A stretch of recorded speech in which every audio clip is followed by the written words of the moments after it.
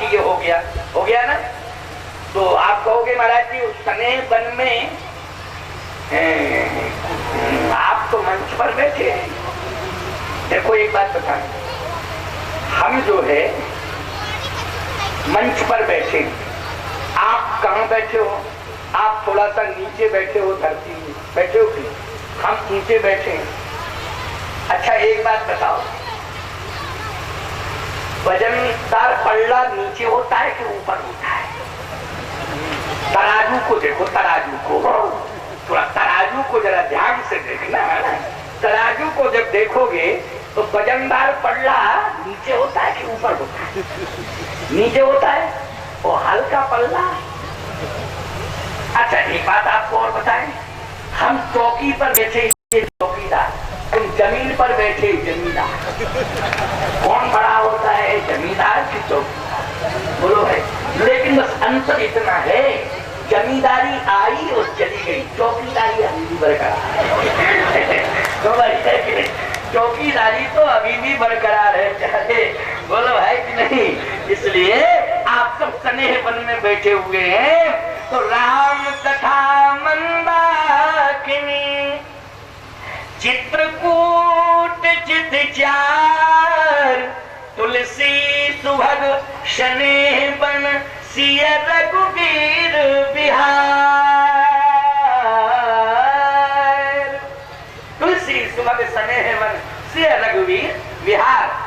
जनक जी ने भी यही सुझाव दिया कि जान ही राम, राम जी जानते हैं, लेकिन मैं कहता हूं न सकहीं बखानी, परंतु फिर भी शायद वर्णन हो जाए तो चित्रकूट चलो, हम भी चले, तुम भी चलो, सब चलो, चलो चित्रकूट।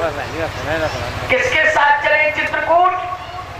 सावधान, अयोध्या से राम जी तक पहुंचने की यात्रा जो हुई वो किसके नेतृत्व में हुई? बोलो भरत के नेतृत्व में हुई कि नहीं हुई? आप जानते हैं कि भरत एक ऐसे विशाल व्यक्तित्व हैं कि अयोध्या में जैसे ही आते हैं तो उन्होंने अयोध्या की स्थिति को देखा, तो भरत जी ने एक आपातकालीन बैठक बुलाई। समझना, अयोध्या में आपात बैठक, और उस आपात बैठक में गुरुदेव की अध्यक्षता की। किसकी अध्यक्षता है? वशिष्ठ जी महाराज की अध्यक्षता है। हाथ जोड़ करके भरत जी ने वशिष्ठ जी से प्रार्थना की, सबसे पहले तो मैं ये जानना चाहता हूं कि आपकी उपस्थिति में ये सब कैसे हुआ? कैसे हुआ? आप उपस्थित रहे, फिर भी ये सब होता रहा, और आपने बुलाया भी मुझे तब है जब पिता की मृत्यु हो गई। पिता का मरण और भैया का वनगमन, तब आपने दूतों को भेजा, तब सूचना पहुंचाई, तब मुझे बुलाया। जब मेरे भैया वन चले गए थे तो मंत्री सुमंत जब तक लौट करके नहीं आए तब तक पिता के प्राण नहीं निकले थे। कितना दिन लगा लौटने में, बोलो लगा दिन की नहीं? इतने दिन में भरत जी आ सकते थे कि नहीं अयोध्या? और इतनी बड़ी घटना घटने के बाद मंत्री सुमंत लौट करके अयोध्या नहीं आ पाते, भरत जी उसके पहले आ जाते। बोलो आ जाते कि नहीं आ जाते? तो कम से कम राम का वनगमन ही होता, दशरथ का मरण तो नहीं होता। नहीं होता। आप कहो महाराज ये तो समझ में बात नहीं आ रही है, नहीं आ रही तो हम समझा रहे हैं, समझ लो। और किसी की मृत्यु नहीं हुई। एक प्रमाण दे रहा हूं, बोलो ये प्रत्यक्ष प्रमाण है, बोलो प्रत्यक्ष प्रमाण है, इसमें कहीं कोई तर्क वितर्क नहीं हो सकता है।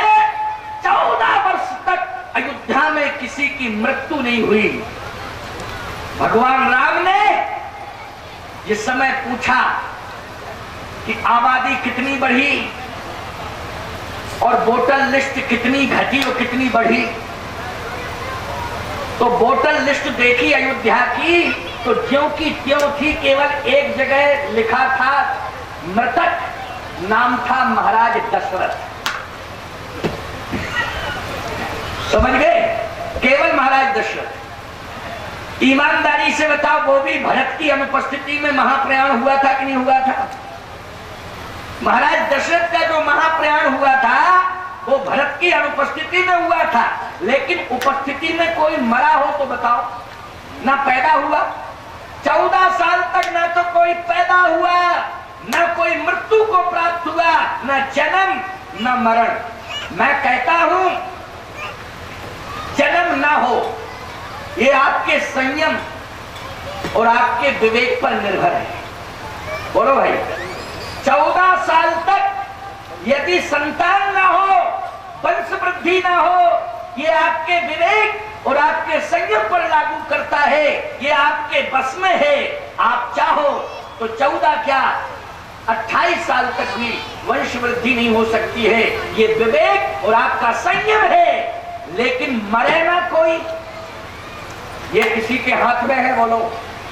न इसमें विवेक काम कर सकता है, न इसमें प्रभाव काम कर सकता है, न इसमें दबाव काम कर सकता है। बोलो क्या काम कर सकता है? सोचो जरा।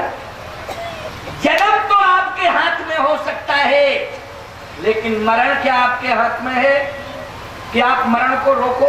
जन्म को आप रोक सकते हो, लेकिन मरण को नहीं रोक सकते।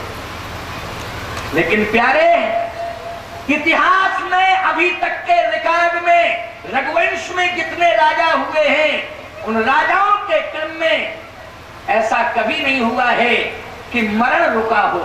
लेकिन 14 साल तक भरत ने संचालन किया अयोध्या का। 14 साल तक काल का प्रवेश ही नहीं हुआ है अयोध्या में। ये पहला प्रमाण है भरत के शासनकाल। बोलो भाई, काल जयी है कि नहीं भरत? काल ही नहीं आया। राम जी के शासन काल में तो काल आया है। बोलो आया काल कि नहीं आया? कथा आती है काल का प्रवेश हुआ है भगवान राम के समय में, लेकिन भरत के समय में काल का प्रवेश नहीं हुआ है। अब बोलो भाई, भरत जी अगर उपस्थित होते तो काल आता अयोध्या में, और काल नहीं आता तो दशरथ जी की मृत्यु होती। जरा बताओ। लेकिन भरत जी ये कहते ये हुआ क्या? आपको जवाब देना पड़ेगा कि ये सब हुआ कैसे। तो वशिष्ठ जी बोले, सुनहु भरत भावी प्रबल, बिलख कहु मुनिनाथ। पहली बार जिंदगी में भरत जी इतना रोए। वशिष्ठ जी भरत जी के सामने इतना कभी भी वशिष्ठ नहीं रोए थे जितना भरत के सामने रोए। बिलख, बिलख शब्द का अर्थ जानते हो? जिसमें व्यक्ति सेंस खो दे अपना। क्यों भाई? सारा विवेक शून्य हो जाए तभी तो बिलखता है। आज यही हुआ। सुनहु भरत भावी प्रबल, बिलख कहु मुनिनाथ। हानि लाभ जीवन मरण, जस अप जस विधि हाथ। हानि लाभ जीवन और मरण, ये जस अपजस विधि हाथ। भरत हमारे हाथ में नहीं। अब जो भी हुआ है वो राम की इच्छा से हुआ है। जस अपजस विधि हाथ। अच्छा, सब राम जी की इच्छा से हुआ है। हाँ, आपकी इच्छा क्या है? आप अपनी इच्छा बताएं। राम की इच्छा से तो ये हो गया, अब आपकी इच्छा क्या है? वशिष्ठ जी बोले, मेरी इच्छा ये है कि करहु राज परिहरहु गलानी। खुद गलानी से भरे हैं और भरत जी से कहते हैं परिहरहु गलानी। गलानी का त्याग करो। एक बार एक पंडित जी रोते हुए चले आ रहे थे। एक सज्जन बोले, पंडित जी पाए लागे। पंडित जी बोले, खुश रहो। उसने कहा, जब तुम ही खुश नहीं हो तो हम क्या खुश रहेंगे? हमको क्या आशीर्वाद दे रहे हो खुश रहो? जब तुम ही खुश नहीं हो तो हमें खुश करने की बात कर रहे हो? ग्लानि से वशिष्ठ का हृदय भरा हुआ है। बोलो भरा है कि नहीं? बिलख कहो मुनिना। परंतु आज भरत जी से कह रहे हैं वशिष्ठ जी कि करहु राज परिहरहु ग्लानि मानहु मोर बचन हित जानि। ग्लानि का त्याग करो, हमारी बात मान करके अयोध्या की सत्ता को संभालो। अच्छा मैं, हाँ, ये सत्ता किसकी है पहले आप ये बताएं। क्या बात यह है, ये सत्ता है तो प्रभु राम की, क्योंकि दशरथ जी महाराज चाहते थे कि राम राजा बने, लेकिन नहीं बन पाए राम राजा, चले गए बन, परंतु समर्थन तुम्हारा करके गए। जब दशरथ जी सुरधाम जाने लगे तो ये कह के गए थे कि भरत आ जाए उसे राजा बना देना, और राम जी जब बन गए थे तो यही कह करके गए थे कि सौंपिए, यही कह करके गए थे कि भरत प्राण प्रिय पावे राजू। जो राम जी भी यही कह रहे थे, भरत प्राण प्रिय पावे राजू। तो राम जी ने भी कहा भरत जी को राज्य दे देना। दशरथ जी जब मरने लगे तो वो भी कह गए भरत को राज्य दे देना। और मैं भी कह रहा हूं करहु राज परिहरहु ग्लानि मानहु मोर बचन हित जानि। भरत जी ने कहा कि 14 साल तक के लिए मैं राजा बनूंगा, इसके बाद क्या होगा? वशिष्ठ जी बोले सौंपिए राज राम के आए सेवा करहु स्नेह सुहाए। 14 साल के बाद जैसे ही राम लौट करके आ गए तो राम का राज राम को सौंप देना और सेवक बन करके तुम सेवा करना। यह है वशिष्ठ की वाणी। भरत जी ने कहा पहली बात तो यही है कि मुझे राज्य नहीं लेना, नहीं लेना।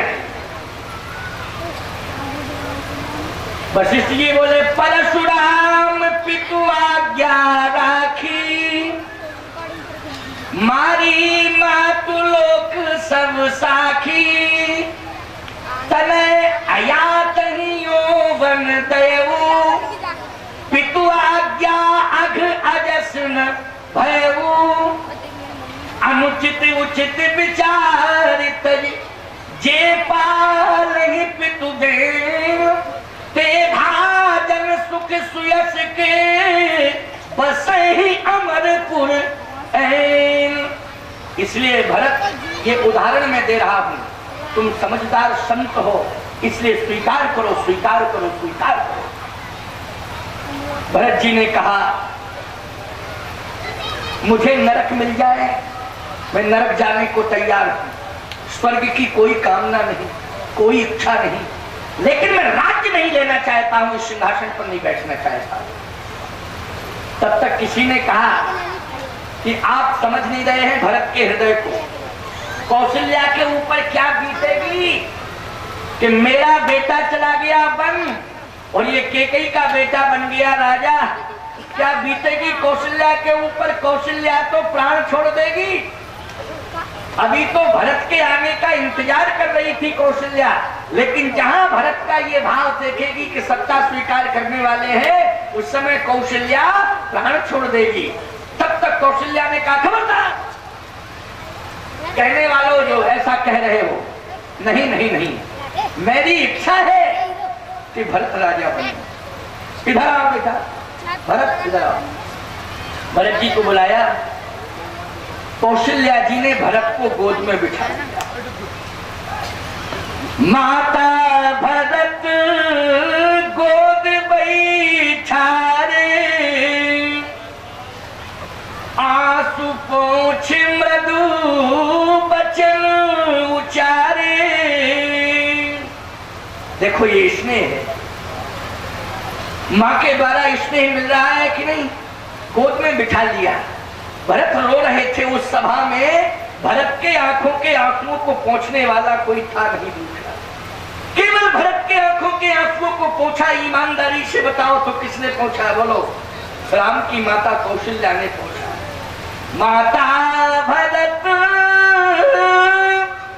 गोद बैठा रे, आंसू पोंछ मृदु वचन उचारे। मृदु वचन उचारने में बहुत लंबी व्याख्या है, बहुत लंबा प्रसंग है, परंतु बात ये कह दें जो चर्चा चल रही है, कौशल्या जी ने बहुत सारी बातें कही, लेकिन उनमें यह भी बात कही कि कौशल्या धरी धीरज कही, कौशल्या धरी धीरज कही, पूत पथ गुरु आय सुहई।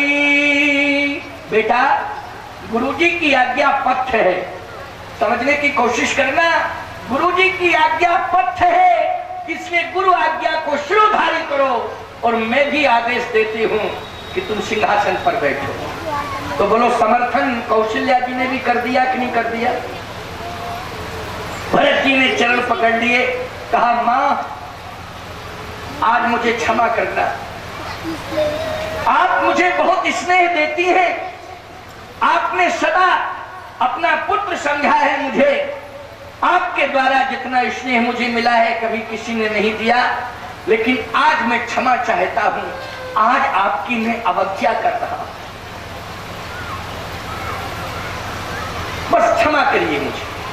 और यदि आप क्षमा भी नहीं करेंगी तो ये भरत इस पाप को सिरोधार्य करने को तैयार है, लेकिन आज्ञा सिरोधार्य नहीं करेगा। अवज्ञा से जो पाप लगता है उसको सिरोधार्य ये भरत आज कर सकता है। कौशल्या जी मौन हो गई। तब तक किसी ने कहा कि देखो, राज्य परिवार के समर्थन से नहीं चलता, राज्य चलता है बहुमत से और मंत्रिमंडल के समर्थन से। क्यों भाई, चलता है कि नहीं चलता है? कि परिवार के उससे चलता है। अगर परिवार के उससे चलता होता तो नेहरू खानदान बना लेता सरकार, सब में जानते। क्यों भाई, बोलो भाई। अरे 60 साल राज्य किया प्यारे, अगर परिवार से चलता होता तो सरकार बन जाती, लेकिन किससे चलता है? बहुमत से चलता है कि नहीं? सांसदों को भेजा गया चुन करके, उनके बहुमत, उनके समर्थन से ही सरकार बनेगी कि नहीं बनेगी? संसदीय दल का नेता कौन चुनता है? परिवार चुनता है कि सांसद चुनते हैं? बोलो। और यही मंत्री बनाए जाते हैं तो मंत्रिमंडल अगर आपके समर्थन में है, सांसद आपके समर्थन में है तो सत्ता चलेगी, वरना परिवार के समर्थन से सत्ता चलने वाली नहीं है। तो संकेत हुआ अयोध्या के मंत्रिमंडल की ओर। ये मंत्रिमंडल मौन क्यों बैठा है? किसी ने कहा मंत्रिमंडल कुछ बोल नहीं रहा है, गुरुजी बोल रहे, माताजी बोल रही, घर ही घर के बोल रहे सब। ये पुरोहित भी है, ये माताजी है, लेकिन ये मंत्री क्यों नहीं बोल रहे? ये चुपचाप बैठे हैं। इनकी क्या सलाह है? मंत्रियों से पूछो। मंत्रियों से पूछा कि आप सबका क्या मत है? मंत्रियों ने कहा समर्थन और विरोध दोनों, समर्थन भी है और विरोध भी है। दोनों बातें नहीं होना चाहिए, तो विरोध होना चाहिए, समर्थन होना चाहिए। ऐसा कैसा मतलब ये कि समर्थन भी और विरोध भी? ये कोई बात नहीं हुई। वशिष्ठ जी ने कहा कैसा समर्थन कैसा विरोध? मंत्रियों ने कहा पहली बात का समर्थन और दूसरी बात का विरोध। और आप? वशिष्ठ ने कहा मेरी पहली और दूसरी क्या है? बोले अभी अभी आप बोले ना पहली बात क्या? पहली बात आप बोले करहु राज परिहरहु कलानी मानहु मोर बचन हित जायनी। हमारा समर्थन है इसमें कि गिलानी का त्याग करके भरत राजा बने, हम सब भरत के साथ हैं। लेकिन दूसरी बात का विरोध है जो आपने कहा सौंपिए राज राम के आए सेवा करहु सने सुहाए। जो आपने कहा सौंपिए राज, तो आपने ये कैसे कह दिया कि राम जी आ जाए एकदम सौंपा साफी तुरंत कर दो? सौंपा साफी नहीं होगी, पहले हम लोगों की आपातकालीन फिर बैठक होगी जैसे अभी हो रही, और फिर बैठक होगी, राम जी के आने पर बैठक बुलाई जाएगी, और बैठक जब बुलाई जाएगी उसमें उचित और अनुचित पर विचार होगा।